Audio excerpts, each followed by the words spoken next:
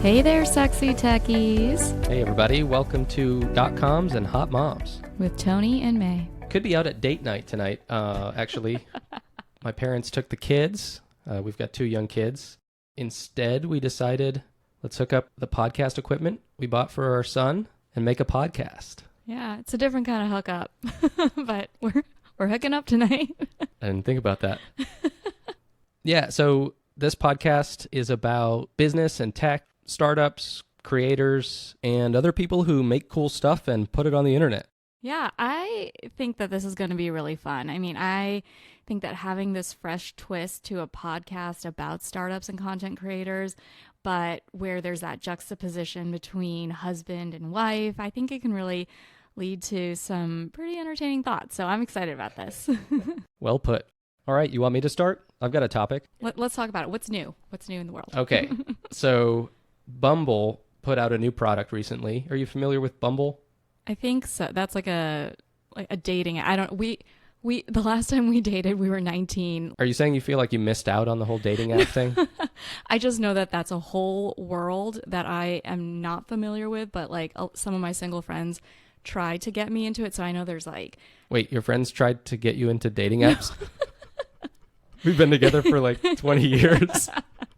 They're just showing me. I guess like it really makes a difference what your profile looks like, and people kind of stress out over like these questionnaires that the profiles have. They're like, oh, would you date me if it said XYZ on it? So I mean, if anything, I'm like someone who can like vet content, not use the app. I promise. All right, so yeah, Bumble is a dating app. It's like Tinder where you swipe left, swipe right, except the one key difference is after there's a match, so both people swipe right. I think. We don't know. The woman has to message the man first. Yeah. They have 24 hours to do so, and if they don't, I think the match dies or something. It goes away. Interesting. It was actually created by the founder is a woman named Whitney Wolfe Herd. She was actually an early hire at Tinder. Oh. She was the VP of marketing at Tinder. Oh. She had a pretty big impact at Tinder, but she had a falling out with the founders and some legal issues as well. I think less than a year later, after she left in 2014, she went on to found Bumble. Anyway, so Bumble is a pretty huge company. They went public in 2021. Okay. They currently have like a $2.5 billion market cap. And the U.S. dating services category is like a $4.2 billion a year industry. Wow. As of 2022. So it's a huge market. Yeah.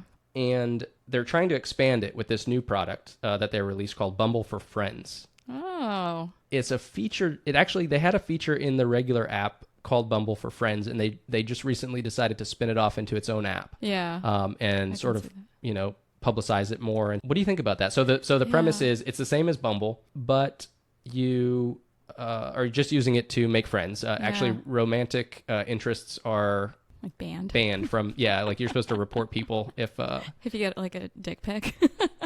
I mean, I wasn't thinking even that far, but yes, I would think so. So I've heard. But no, I love that idea. I feel like there's a huge market for that. I've just, as a mom and talking to my other mom friends, we always like talk about how hard it is to make friends, especially as adults. Like, I feel like if I were to think about like my closest friends, they definitely stem from college, and we've been out of college for quite some time. The current friends that I have now are either like through the dog park or through our kids. It's like not through something that I didn't raise and take care of myself.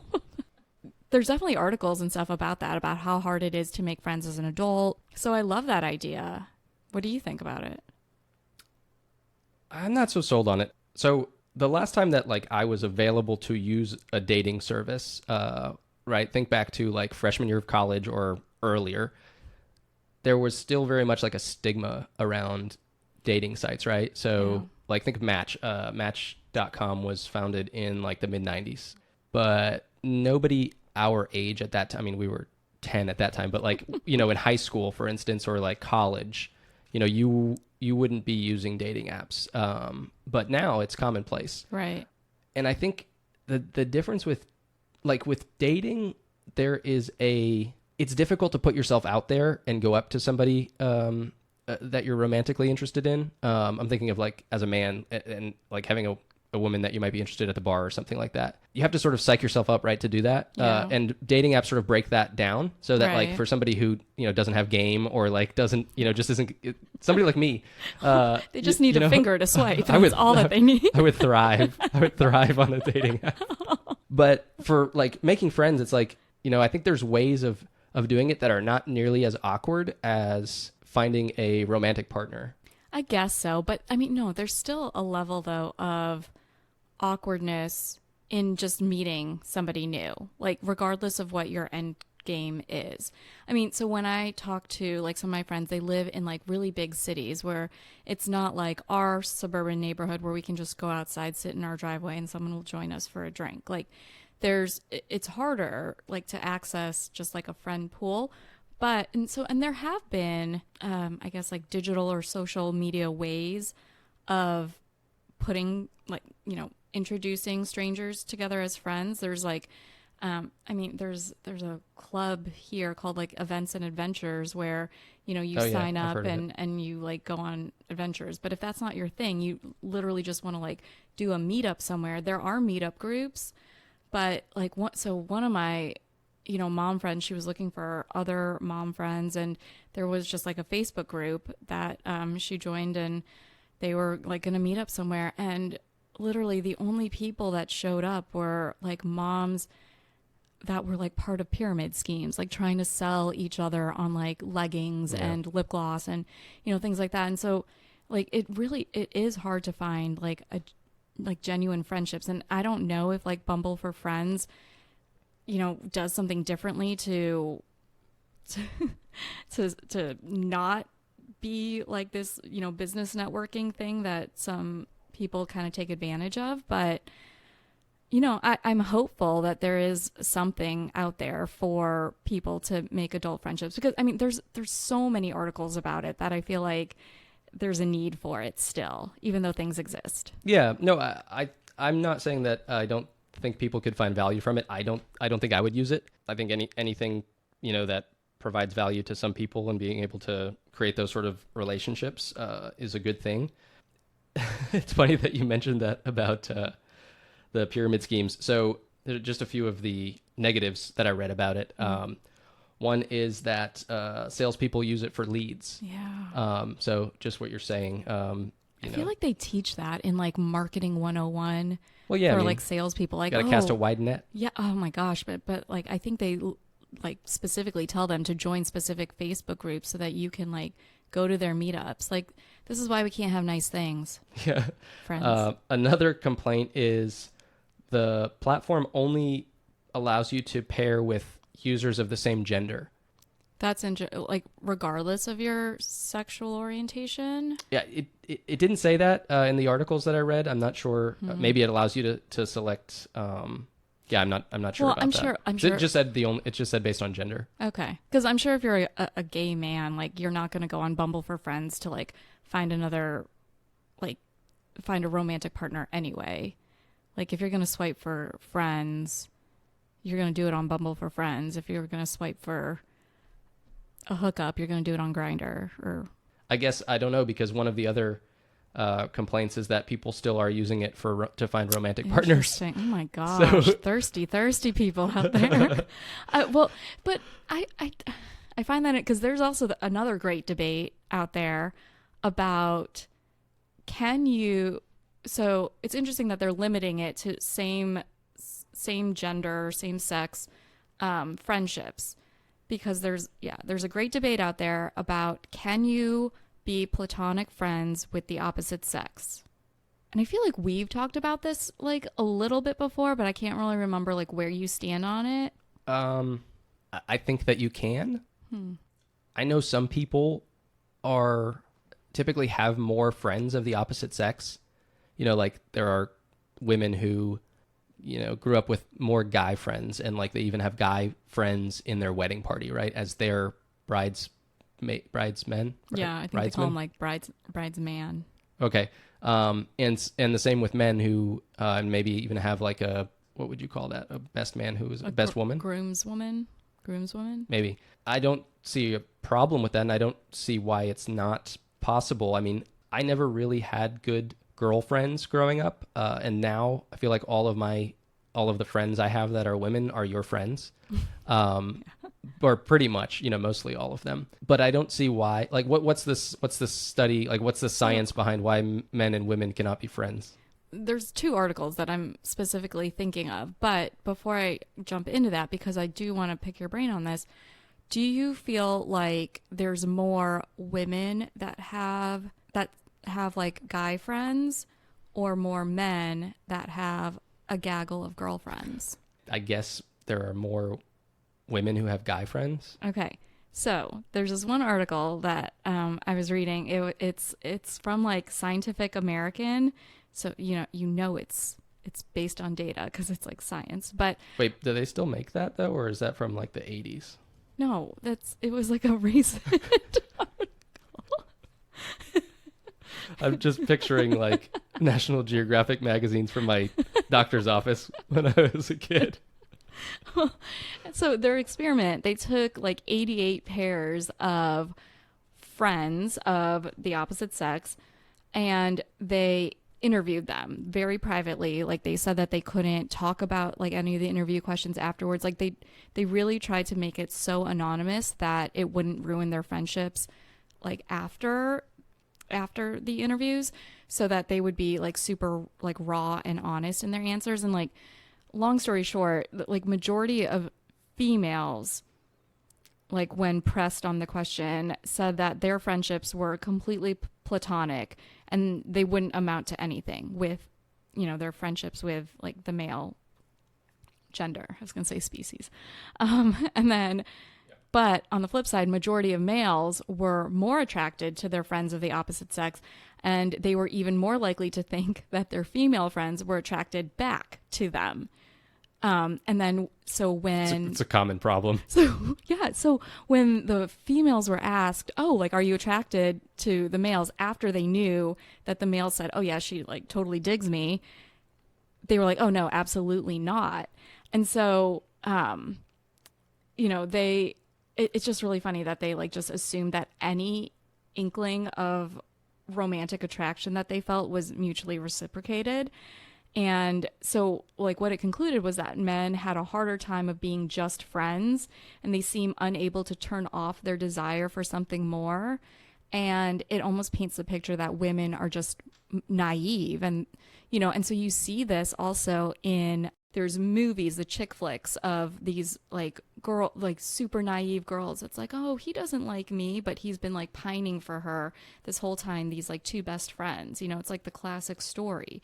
Or, and like everybody loves the love story, like in TV shows where they start out as friends, like Ross and Rachel, or, Monica and Chandler. They all like turn into, like, everyone's rooting for them to get together. Leonard and Penny. Leonard, exactly. Wow, great reference. Uh-huh. I mean, it's a show about tech. Yeah. Have you ever heard of divorce parties? No. What's that? I mean, I think I know what that is, but why is that a thing? So sorry. And it made me think of it because, like, speaking of like good friends, like right now it's like becoming really trendy for like good friends to throw each other divorce parties. So basically what it is, it's like a reverse bachelorette party. There's like this whole, and so the only reason that it's been, well, we're in the stage of life where like some of our friends now are not getting married, they're getting divorced, but it's this, what am I trying to say? It's like a whole market of party decor, party themes, like event planners are kind of rallying around this whole thing on having a party for getting a divorce. Like there's like I don't know if like it's a hashtag or saying, it's like, I do, I did, I'm done.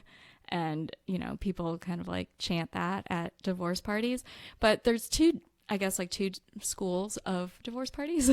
One is you throw one for yourself because it's a cathartic way of healing, like for some people. And, I see it because I follow a lot of content creators and influencers. And so they definitely put their lives out there on social media.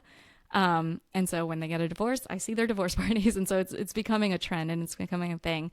They have matching shirts, with their friends when they go out. They have piñatas of the guy's face that they, bust into. There's a whole market for divorce parties. And then there's also the ones where friends will throw it for each other. And sometimes it's a surprise divorce party. And that I think shows like friendship and solidarity in the decision that you're making, a hard decision that you're probably making, but they're on board with, you getting out of a toxic situation. So I heard you only reference women like men's faces on things. Is this an exclusively is this practice is this are divorce parties practiced exclusively by women? It's not like a religious performance. Yeah, but do any men have divorce parties? That's a really great question. And so I did actually listen to a podcast where a man was talking about divorce parties and he's like, "Why didn't you guys throw me one?" But I mean, I would say maybe that's very rare. The other thing you have to remember is that like women love a good theme party. It doesn't matter what, you're celebrating. If there's going to be matching shirts, sometimes like women are all in for that. Like if you look at bachelorette parties versus bachelor parties, the matching shirts, the market for, the party decor, the party themes, the banners, the hashtags, the balloons, that all like women like love that stuff. And it's, it looks really good on social media. Whereas like men cannot really wrap their minds around that sometimes. I mean, I don't know, like the only bachelor parties I've really seen on social media are like at strip clubs and things like that. So, and golf clubs. Yeah, nobody has worn matching shirts at any of the bachelor parties I've gone to. Yeah. It's not to say that they don't. I mean, no, some do, but I've seen some guys, yeah, like wear like the groom's like face on. Yeah. But the guy that I heard in the podcast saying, "Why didn't anybody throw me a divorce party?" Honestly, it's because I think he was like, it's a great way to get laid. Like you announce that you're getting a divorce and you can just like pick up anyone. Like anyone will feel sorry for you. But I mean, I don't really know, I guess, like what the purpose of a divorce party is besides moving forward. I wouldn't think that it's like to get a quick rebound, but maybe that is some people's end game. I don't know. Yeah, I've read recently several stories about much more civil divorces that people have gone through. I wonder, is this something that you would only do if it was not a civil divorce? Like if a couple got divorced and they were still on good terms, this just sounds like too much of a throw it in your face and like a petty thing. Yeah, and I don't know if it's intended to be that. Like it sounds like if you're posting it on social media and all that, it is.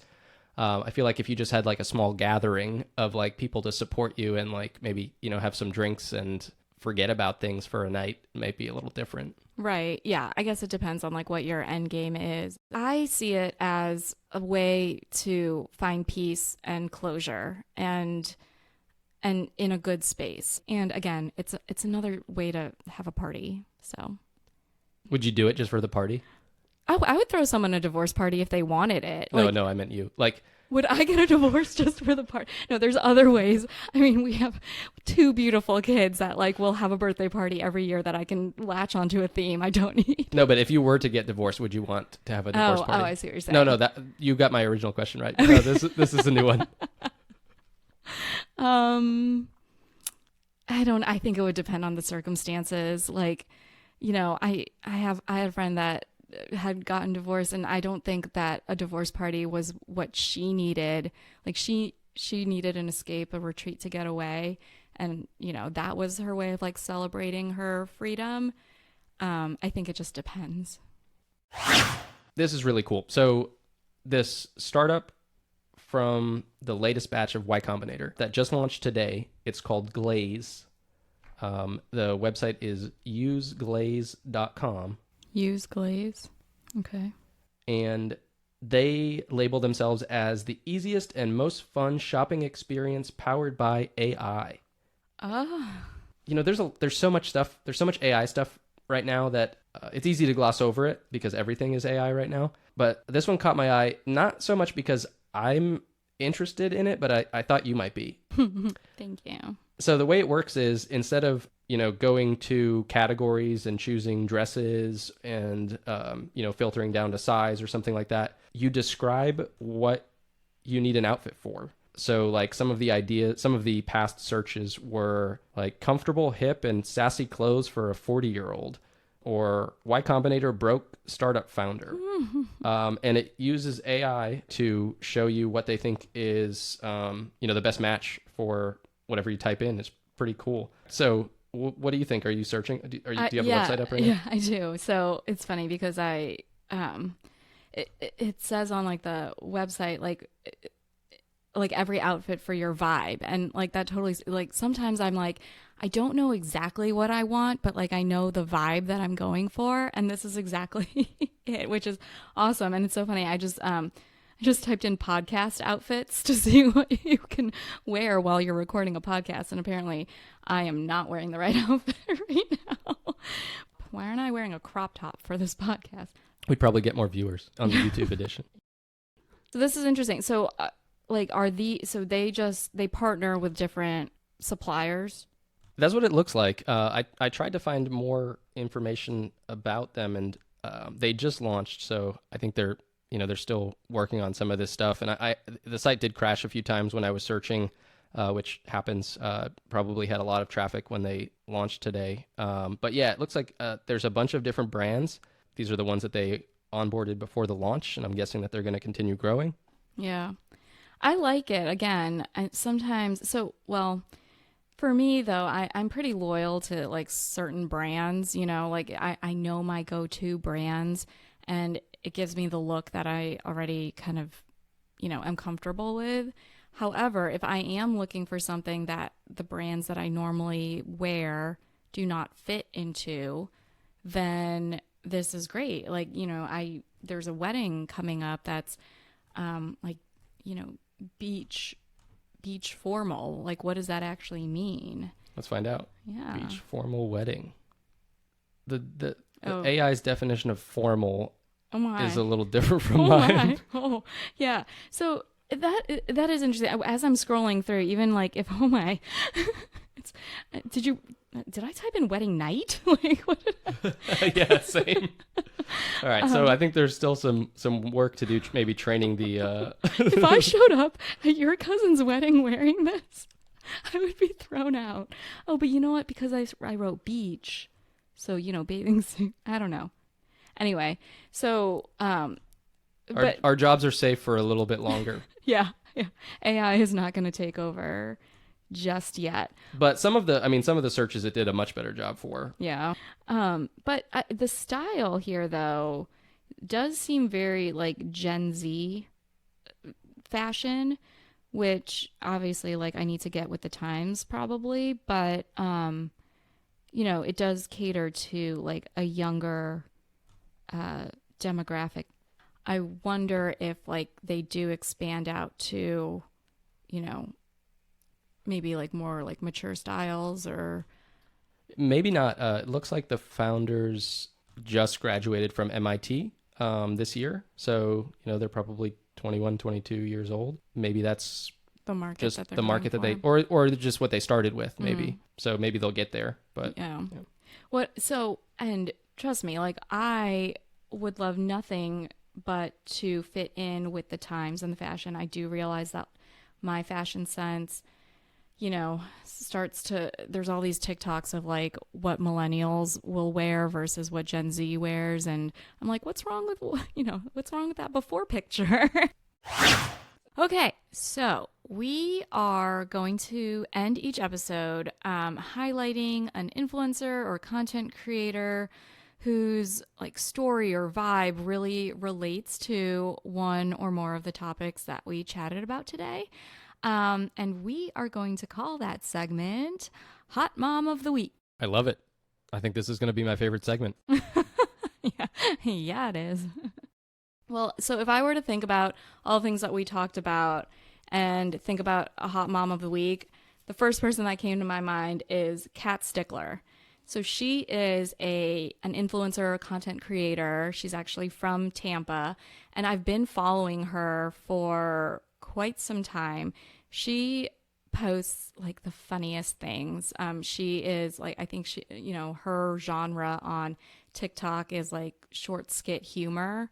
Yeah, she's listed as, like, she has in her bio, she's a comedian. I don't know if she's Yeah. an actual comedian, like if she does sets and stuff at I don't think she like performs at Tampa Improv. yeah, I would love that. I checked her out today, and she's got some really funny stuff. That's her niche. She's going after, like, the comedy rap. Although it depends on which platform you look her up. Right. So that's the thing that like I love about her. So her life at from the very beginning was very public. She had a social media account, a joint social media account with her then husband.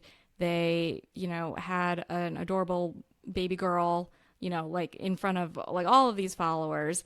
And then she went through a very public divorce shortly after her marriage to this guy. So, so she was very like raw and emotional when she announced that they were getting a divorce. There are times that like she'll kind of break character, I guess I would say, on TikTok and just like, just have like these like emotional moments. And she's so real. Like, and she's a YouTube vlogger. Do you call that vloggers? Yeah, video bloggers, right? Yeah, or just a content creator. Okay, on YouTube. Yeah, and so her YouTube channel is she addresses mental health. She addresses, just like different emotional states, and it's not just humor related on her YouTube channel. Whereas like on Instagram and on TikTok, it is, the content kitschy things which are really cute. Her fashion is amazing. She's a great mom. She's a hot mom. Let's be honest. She's beautiful, and she carries herself really well. So I would definitely say she is our hot mom of the week. Check her out. Her handle is Kat Stickler, KatStickler on Instagram and on TikTok. Well, that's all we've got today. If you enjoyed the episode, hit the subscribe button. And reach out on social media. .coms And hot moms. signing off.